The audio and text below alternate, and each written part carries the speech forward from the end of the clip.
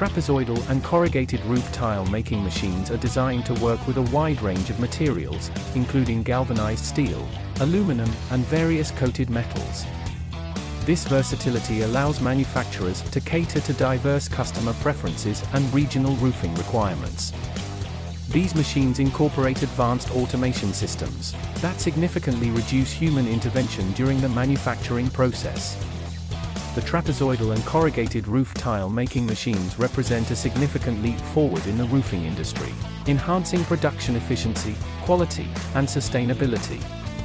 With their material versatility, high production capacity, and customization options, these machines empower manufacturers to meet the diverse demands of the construction sector effectively.